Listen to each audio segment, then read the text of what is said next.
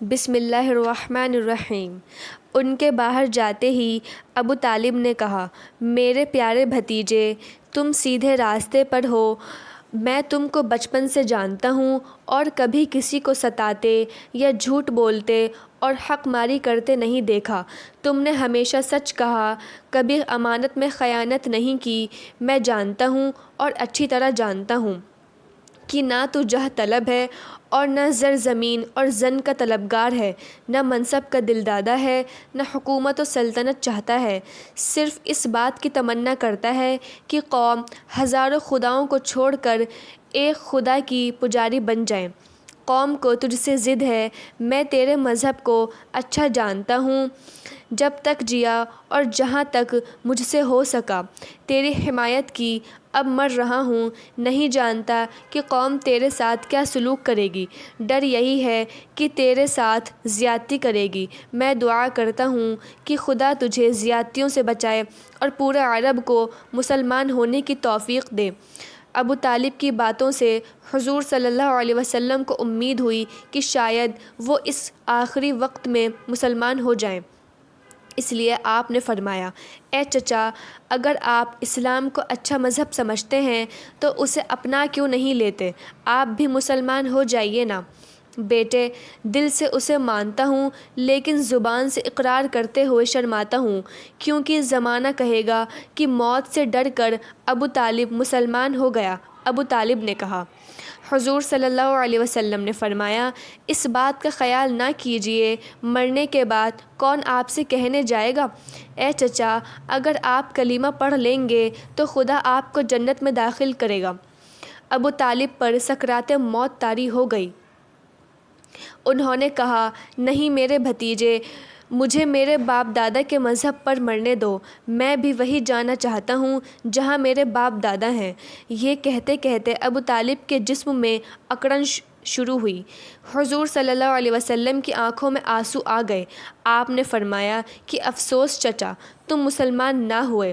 خدا کا حکم ہے کہ وہ کسی مشرک کو نہ بخشے گا، مگر میں آپ کی مغفرت کے لیے ہمیشہ دعا کرتا رہوں گا۔ ابو طالب کو ایک ہچکی آئی اور اس کے ساتھ ہی ان کی روح جسم سے نکل کر پرواز کر گئی۔ ان کے مرنے کی خبر پورے مکے میں گھر گھر پہنچ گئی۔ مکے میں عام اداسی چھا گئی۔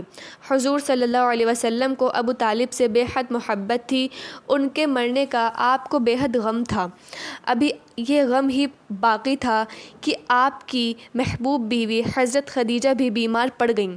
آپ کو ان سے بھی بے حد محبت تھی، اس لیے آپ کو بڑی فکر ہو گئی اور فوراً دوا شروع کر دی۔ حکیم بن حجام خدیجہ کے بھتیجے تھے۔ انہوں نے چاہا کہ کاہنوں اور عرافوں کو بلایا جائے، جیسا کہ عرب کا دستور تھا، لیکن حضرت خدیجہ نے سختی سے منع کر دیا۔ دوا دی جاتی رہی لیکن اس سے کوئی فائدہ نظر نہ آیا۔ سن 10 نبوی کا رمضان شروع ہو گیا تھا۔ مریض کی حالت دیکھ کر حضور صلی اللہ علیہ وسلم غمگین رہا کرتے تھے۔ حضرت خدیجہ بھی اس غم کو محسوس کر رہی تھیں، اس لیے وہ برابر کوشش کرتی کہ آپ تکلیف اور بے چینی حضور صلی اللہ علیہ وسلم پر نہ ظاہر ہونے دیں۔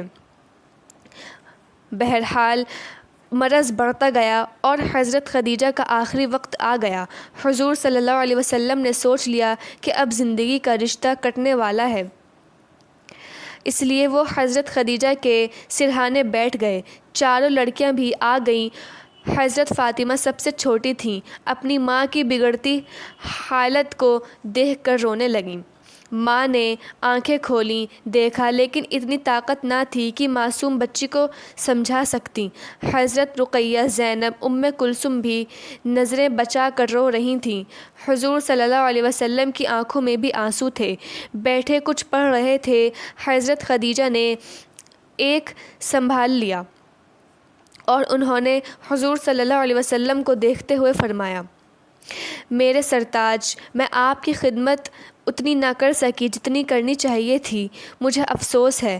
آپ بڑے خلیق اور مہربان ہیں، میری کوتاہیوں کو ایک عورت سمجھ کر معاف کر دیں گے۔ حضور صلی اللہ علیہ وسلم نے فرمایا، خدا کی قسم تم نے اتنی خدمت کی کہ شاید ہی کسی بیوی نے اپنے شوہر کی ہو۔ تم نے ہر وقت اور ہر موقع پر میری مدد کی اور میرے آرام اور خوشی کو دھیان میں رکھا۔ مجھے افسوس ہے کہ تم مجھ سے رخصت ہو رہی ہو۔ اپنے غم کو میں بیان نہیں کر سکتا، لیکن کیا جائے، یہ نظام قدرت ہے۔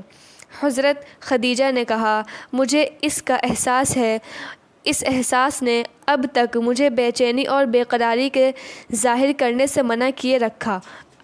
اچھا پیارے شوہر، رخصت، میری پیاری بچوں، الوداع۔ حضور صلی اللہ علیہ وسلم نے جھک کر دیکھا، حضرت خدیجہ کی روح جسم چھوڑ چکی تھی۔ حضور صلی اللہ علیہ وسلم کی آنکھوں میں بے اختیار آنسو چھلک پڑے۔ غم سے آپ کا چہرہ سفید ہو گیا۔ ماں کے مرنے کا اثر تو چاروں بچوں نے لیا، لیکن سب سے زیادہ فاطمہ بے قرار ہو رہی تھیں۔ حضور صلی اللہ علیہ وسلم نے اپنی گود میں لے کر تسلی دی۔ موت کی خبر نے سارے گھر میں زلزلہ پیدا کر دیا۔ تھوڑی دیر کے بعد نہلا دھلا کر جنازہ تیار ہوا۔ لوگوں کی بھیڑ لگی ہوئی تھی۔ وہ جنازہ مکان سے باہر لائے اور نہایت شان اور اعجاز کے ساتھ قبیلہ بنی اسد کے قبرستان میں دفن کیا۔ حضرت خدیجہ رضی اللہ کے انتقال سے حضور صلی اللہ علیہ وسلم کو بے حد رنج ہوا، اور آپ نے فرمایا، یہ سال غم کا سال ہے۔ اسی سال ابو طالب کی بھی وفات ہوئی۔ یہ دونوں ہستیاں حضور صلی اللہ علیہ وسلم کے لیے ڈھال کی حیثیت رکھتی تھیں، اور اب ان دونوں سے حضور صلی اللہ علیہ وسلم محروم تھے۔